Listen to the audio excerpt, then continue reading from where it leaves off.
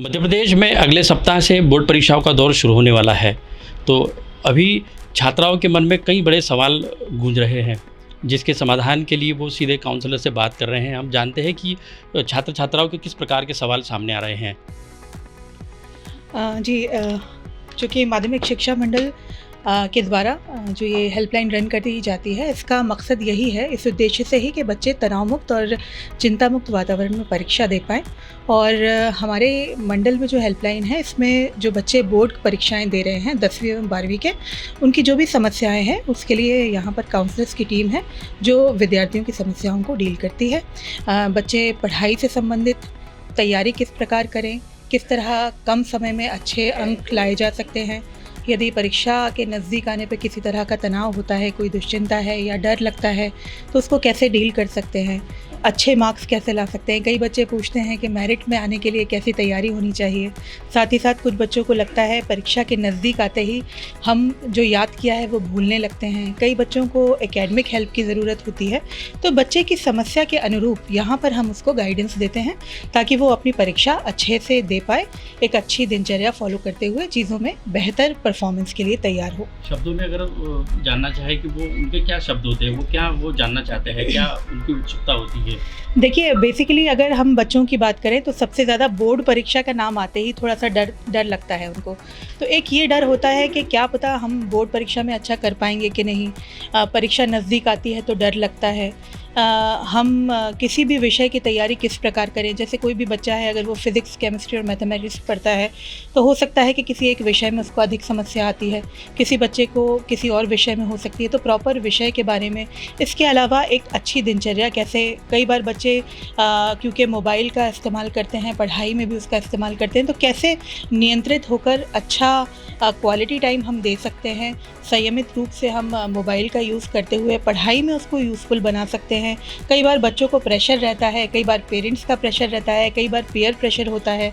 Marks पहले बहुत अच्छे आते रहे हैं तो इस बात का डर होता है कि ऐसा ना हो कि अभी तक तो हम बहुत अच्छे मार्क्स लाए हैं पर कहीं आगे ऐसा ना हो कि मार्क्स हमारे कम हो जाएं। तो ये इस तरह के कॉल्स ज़्यादातर आते हैं।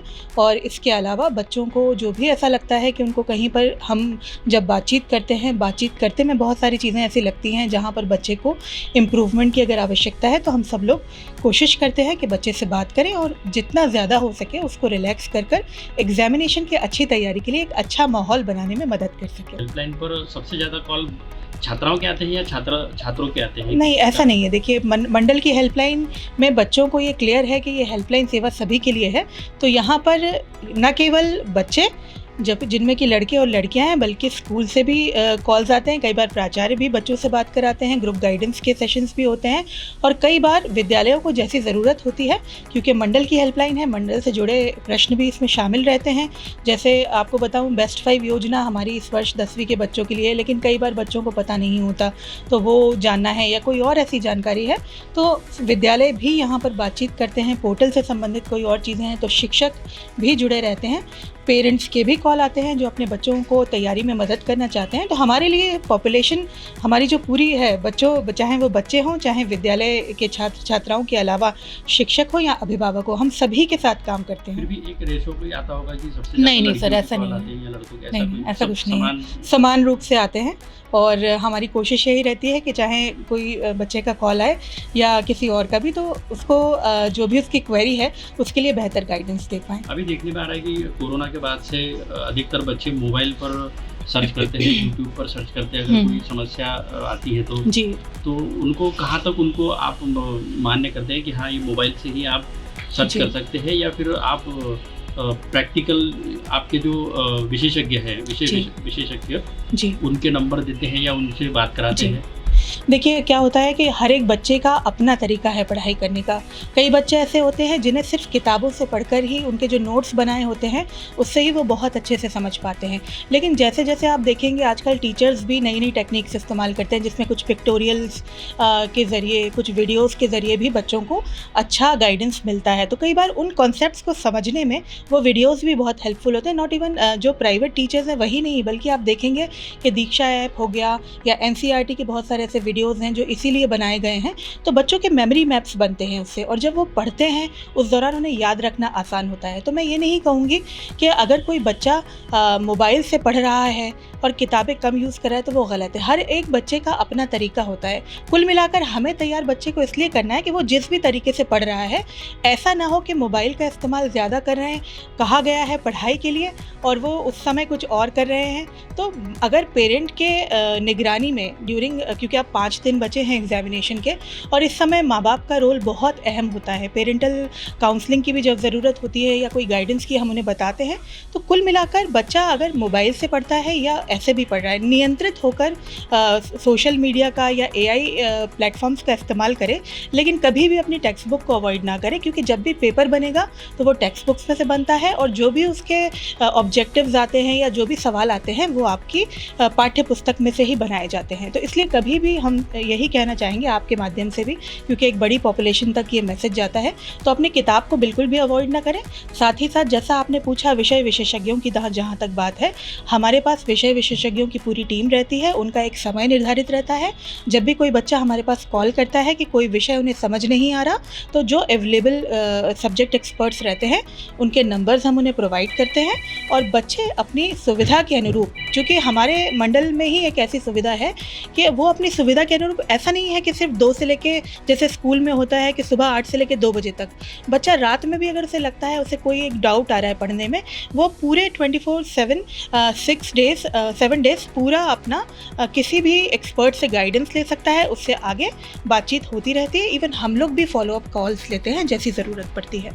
छात्र छात्राओं के लिए क्या टिप्स रहेंगे आपके कॉमन, कि जिससे वो उनको परीक्षा में आसानी हो? देखिए, सबसे इम्पॉर्टेंट बात जो होती है वो होती है आत्मविश्वास की। कई बार ये होता है कि जब आसपास का माहौल प्रेशर वाला होता है, पेरेंट्स बार बार टोकते हैं पढ़ाई के लिए, या आपका किसी से कंपटीशन होता है, या आप अपने आप में कुछ बहुत बेहतर करना चाहते हैं, तो आपका विश्वास अगर खुद की क्षमताओं पर नहीं है तो आप डगमगाते हैं, कई बार बेहतर नहीं कर पाते। तो जैसे ही परीक्षा पास आए, सबसे पहला और सबसे इम्पॉर्टेंट जो चीज़ है वो है आप रिविज़न के लिए अच्छा समय बनाएं। बहुत ज़्यादा, अब 5 दिन बचे हैं, बहुत ज़्यादा कुछ नया प्रिपेयर करने की जगह अगर आपके पास पुराने पेपर्स हैं तो उनको सॉल्व करें। अगर हो सकता है तो टॉपर्स की कॉपी ज़रूर देखें, क्योंकि वे ऑफ प्रेजेंटेशन आपको उससे समझ में आती है। घबराहट या चिंता की जगह अपने जो रूटीन है उसमें जब भी आपको ऐसा लगता है, अपने शिक्षकों से बात करें। मंडल की हेल्पलाइन में काउंसलर्स की पूरी टीम है, हमारे यहाँ बात कर सकते हैं। इसके अलावा 5 से 6 घंटे की नींद बहुत आवश्यक है। अच्छा खाना खाना, स्ट्रेस फ्री रहना, अपने लिए आसपास की चीज़ों में आसानी बनाना, ये बहुत इम्पॉर्टेंट है। और इसके लिए एक अच्छा हो सकता है कि हम जब पढ़ाई करते हैं तो 45 मिनट पढ़ें तो 5 मिनट का ब्रेक लें। उसमें हम डीप ब्रीथ कर सकते हैं, कुछ म्यूज़िक सुन सकते हैं, अपने दोस्तों से बात कर सकते हैं। लेकिन जो लोग आपके आसपास पैनिक क्रिएट करते हैं या आपको हमेशा चिंता की स्थिति में डालते हैं, तो अवॉइड करना चाहिए ऐसी चीज़ों से। अपने लिए अलग माहौल क्रिएट करें, अपने ऊपर विश्वास करें, अपनी क्षमताओं पर विश्वास करें, और ये हमेशा याद रखें कि मंडल आपके साथ है और कोई भी ऐसा परीक्षा नहीं होती जो कि सिलेबस से हटकर हो। मंडल ने अपनी वेबसाइट पर अंक विभाजन डाला हुआ है, मेरिट के बच्चों की कॉपीज़ हैं, बहुत सारे मॉडल पेपर्स डले हुए हैं। इसके अलावा आप अगर देखेंगे तो जो बच्चे के लिए यूज़फुल जानकारी हो सकती है वो सारा हम यहाँ पर रखते हैं। तो कोई भी बच्चा अगर कहीं भी कन्फ्यूजन हो तो वो बातचीत कर सकता है।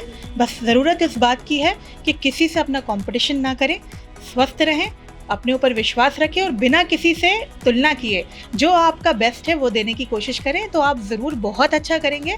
और कहते भी हैं कि जो इंसान खुद पर विश्वास करता है आधी दुनिया वो वहीं जीत लेता है। तो सबसे इम्पोर्टेंट यही है। कल अगले सप्ताह से परीक्षाएं शुरू होने वाली है जी, पढ़ाई का दौर शुरू है, कई बच्चों को समस्याएं हैं, कोई जी। सब्जेक्ट में बहुत सारी प्रकार की समस्याएं हैं। जी। तो समस्याओं को किस प्रकार से निपटा जा रहा है पूरे प्रदेश में? तो इसके लिए बच्चों की मदद के लिए MPBC में एक हेल्पलाइन सेवा है जो कि प्रातः 8 बजे से लेकर रात्रि 8 बजे तक संचालित होती है। और इसके लिए हमारे यहाँ 6 काउंसलर 3 पारियों में उपस्थित रहते हैं। प्रथम पारी हमारी शुरू होती है 8 से 12, फिर 12 से 4 और फिर 4 से 8। तो प्रत्येक पारी में 6 काउंसलर हमारे उपस्थित रहते हैं जो कि बच्चों की समस्याओं को सुनते हैं और आवश्यकता के अनुरूप उसका समाधान करते हैं। ये जितने भी काउंसलर्स हैं ये सारे ट्रेंड काउंसलर्स हैं हमारे। तो ये बच्चों की मदद के लिए सदैव तत्पर हैं। बच्चों को अगर कोई समस्या हो तो किस नंबर पर कॉल कर सकते हैं? जी, इसके लिए हमारा टोल फ्री नंबर है 1800-233-0175। ये जो काउंसलर से ये किस तरीके की समस्याओं का निदान करते हैं? सब्जेक्ट वाइज भी है कोई, अगर कोई जी किसी को कोई गणित में जी कोई समस्या आ रही हो जी या वहाँ पर कई स्कूलों में शिक्षक नहीं है, जी बहुत से स्कूलों में, जी तो वो क्या यहाँ पर समाधान हो रहा है इसका? तो अगर हम बच्चों को एकेडमिक समस्या होती है और विषयवार अगर उनको मदद की ज़रूरत होती है तो वो कॉल करते हैं, और इसके लिए हमारे पास विषय विशेषज्ञ उपलब्ध रहते हैं और उनकी सहमति लेकर ही हमने एक टाइम टेबल बनाया हुआ है और उनके नंबर हमारे पास विद्यमान है। तो सब्जेक्ट वाइज जो एक्सपर्ट्स होते हैं उनके नंबर हमारे काउंसलर्स संबंधित बच्चों को अवेलेबल करवा देते हैं, तो उनसे बात करके बच्चे अपनी विषय संबंधी समस्याओं का भी समाधान कर सकते हैं। कोई बच्चे बहुत तनाव में होते हैं, उनको किस तरीके से निपटा जाता है और उनको ऐसे कितने कॉल्स आते होंगे? तो अगर बच्चों को परीक्षा से संबंधित तनाव हो रहा है तो इसके लिए हमारे काउंसलर्स बच्चों से विस्तार से बातचीत करते हैं और उस बच्चे की जो पर्टिकुलर समस्या होती है उसके लिए, जैसे ज़्यादातर समस्या ये होती है कि बच्चों ने पढ़ाई नहीं की हुई है और एग्ज़ाम्स आ जाते हैं पास, तो बच्चे उसके लिए तनावग्रस्त रहते हैं। तो किस तरीके से कम समय में समय को प्रबंधित करते हुए बच्चे तैयारी किस तरीके से करें सब्जेक्ट वाइज, उसके लिए हमारे जो विशेषज्ञ हैं वो बातचीत करते हैं बच्चों से। तो आपने सुना होगा कि एक्सपर्ट क्या कहते हैं, अपनी तैयारी जारी रखें और ख़ुद पर भरोसा रखें। कैमरा पर्सन मोहम्मद औसाफ के साथ संजय वारुड़े, बंसल न्यूज़ डिजिटल, भोपाल।